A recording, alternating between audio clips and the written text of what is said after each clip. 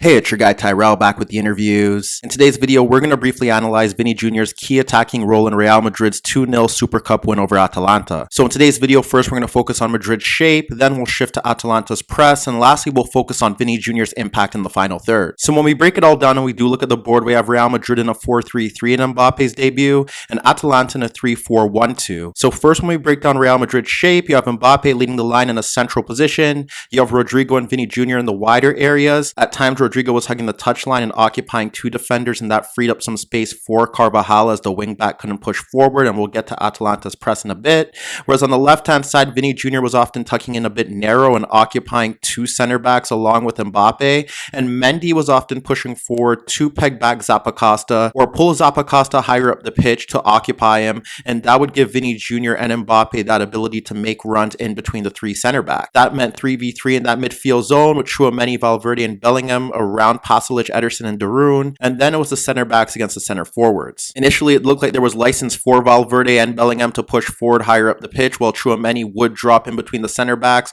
or simply hold his position in the center of the pitch just ahead of them, and then there was space for the fullbacks of Madrid to push forward as well. Given Atalanta's shape, it was clear that their man-marking press would be effective here, because outside of the risk going 3v3 against Rodrigo, Mbappe, and Vinnie Jr., you could have the front two closing down the center backs, Pasalic sticking towards Tchouaméni, and then Ederson and Darun tracking the movement of Valverde and Bellingham, while the wingbacks push forward to close down Carvajal and Mendy. This Atalanta press did create some issues for Real Madrid's build-up, and we witnessed it through Courtois often being the free man on the ball, and we did see Madrid look to alternate their positioning by having the center backs move into midfield, sometimes as high as the halfway line, with Militao and Rudiger pushing into central positions. And for large spells of this game, whether it was the center backs and predominantly Courtois in particular, whenever Madrid attempted to go long to play an Mbappe, Vinnie Jr., or Rodrigo over the top, their passes were unsuccessful, and Atalanta's center backs did a very good job of tracking their movement and clearing danger. Ultimately, the key for Madrid here was to get their front three to drop into deeper positions around the halfway circle, or at times even in towards their own third, as the Atalanta center backs weren't able to stick tight towards them. And to some degree, that did serve as a solution to help Madrid push forward as a unit higher up the pitch. There were cameos of Vinnie Jr. and Rodrigo doing a very good job of getting the ball in these areas and looking to progress the play, but it was Valverde and Mbappe who did a very good job on a consistent basis of ensuring that Madrid could bypass that press. Mbappe in particular was excellent in terms of dropping deeper or receiving the ball with his back to goal,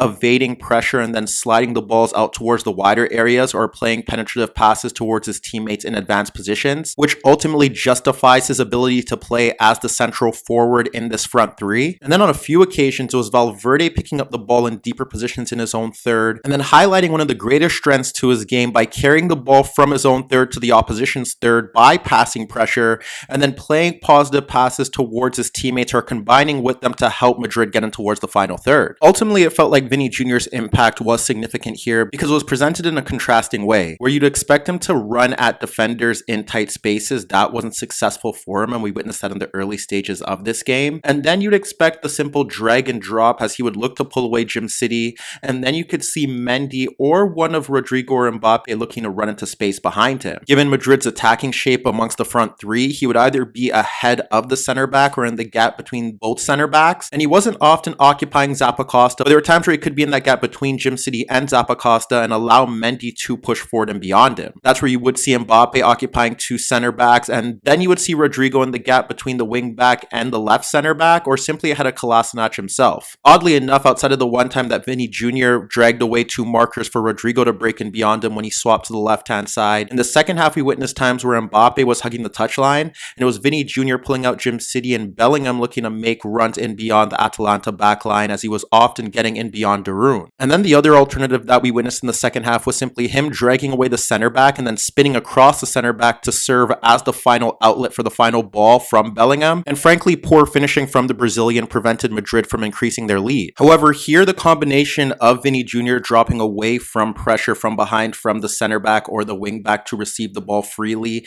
and then locate runners breaking and beyond, or simply hugging the touchline and receiving the ball in that zone and then looking for the same runs and beyond to serve as a creator was a key avenue for Madrid here. When he received the ball on the touchline, he often got some help from forward movement from Valverde or at times even Rodrigo pulling away markers so he can locate the runs of Mbappe or Bellingham making runs in towards the penalty area in the the half space. There were a few cases with his face towards goal where he was able to locate Bellingham running off De Roon to place him in a legitimate goal scoring position or finding Rodrigo in a tight space in the penalty area, but both Madrid attacking players wasted their opportunities. On the flip side, Vinnie Jr. wasn't perfect, and there were also times where Mbappe and Bellingham made runs and he looked to locate them running off their markers, and he was unable to connect with his teammates due to some good defending from the Atalanta backline. So while it was clear that he had the ability to move away from his markers and get on the ball to locate the runs of Bellingham and beyond, it was no surprise that the build-up to Madrid's winner witnessed him having a bit of space to go 1v1 in towards left half space, and then carry the ball towards the byline where he located Valverde's run from deep to break towards the 6-yard area for a simple tap-in. So as you can see, while Mbappe's debut goal will steal headlines, Vinnie Jr.'s deeper creative impacts could play an integral role in Real Madrid's success this season.